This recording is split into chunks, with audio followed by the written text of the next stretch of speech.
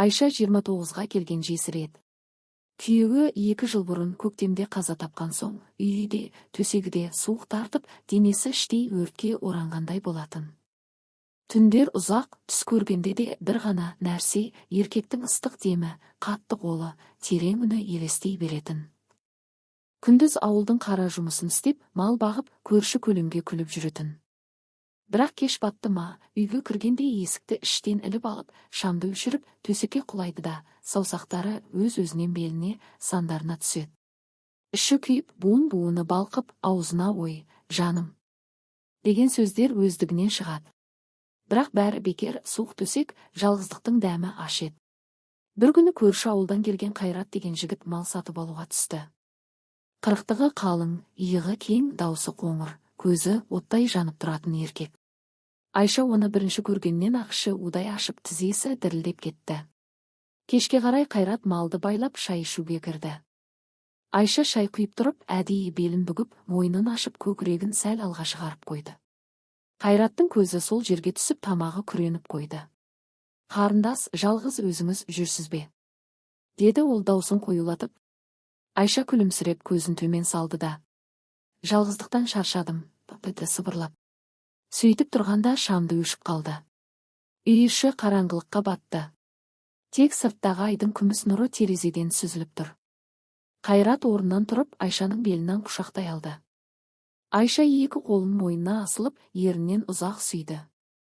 Қайрат оның көйлегін сырғытып, екі тауларын аузына апарғанда, Айша иә деп сыбырлап, рахаттан бас айналды. Айша 2 жыл бойы сағынып, аңсап жүрген дәнің бәрі осы сәтте төгілді. Іші лаулап, денесі тершіп, тағы деп сыбырлады. Қайрат та есінен танып барын салды. Екеуі бір-біріне сіңіп, бірге шырқау биікке шықты да, бірге құлады. Таң атқанша Айша Қайраттың кеудесіне басын қойып көз ілмеді. Саусақтармен бетін сипап жатып. Енді қайтесің? Деді. Қайрат күліп. Енді сенің еркегің болам деді. Содан бері Айшаның үйі суымайтын болды. Түнде есік іштен ілінеді, әйелдің іші толық, жүрегі тыныш. Ал ауылдың артындағы қараңғыда екі көлеңке бірге жүріп, бірге күлкі шашады. Жесірліктің азабы кетті, орнына еркектің иісі, құшағы, құмарлығы келді.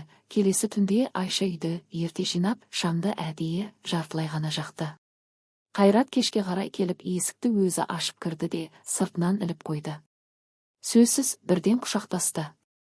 Айша оның мойнынан иіскеді. Тер, темекі, жылқының иісі аралас, нағыз еркек иісі. Сол иістің өзі-ақ оның ішін қайта лаулатты. Айша тізесін бүгіп, оның қолын өзіне қарай басты. Тезірек 2 күн сағындым ғой деп сыбырлады. Қайрат күліп белбеуін шешіп жатып. Мен де сағындым.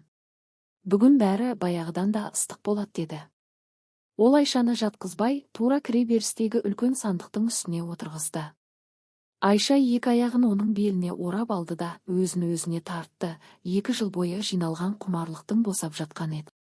Төсектің ағашы сықыр-сықыр етеді. Айшаның даусы шығып кетпеуі үшін жастықты тістеп жатты. Біраздан кейін Айша оның кеудесіне басын қойып, саусағымен жүрегін сызып жатып. Ертең ауылдың қатындар біліп қояма деп қорқамын. Бірақ тоқтата алмаймын деді. Қайрат оның шашынан сипап. Білсе де білсін. Мен сені ешкімге бермеймін. Үйіңе кіріп шығып жүре беремін. Қажет болса некелесеміз. Сен меніксің, түсіндің бе деді. Айша көз жасына булығып, оның ерінен сүйді. Содан кейінгі түндер ұзақ әрі ыстық өтті. Кейде үйде, кейде Қайраттың жылқы қорасының шөбінде, кейде жаздың түнде өзен жағасындағы талдың астында.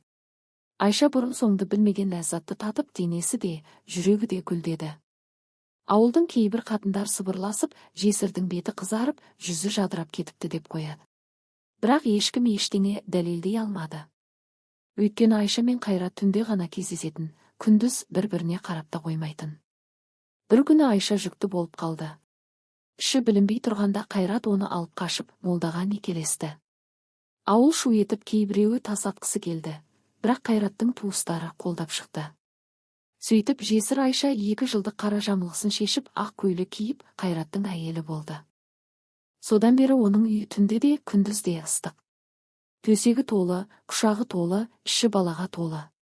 Жесірліктің ашы дәмін ұмытып, әйелдік бақытын қайта тапты. Ал ауылдың артындағы талдың астында екі жас көлеңке емес, екі жас жұбай қол ұстасып жүретін болды. Құрметті оқырмандар, әңгіме ұнаса лайк, комментарий жазып қолдап кетіңіздер.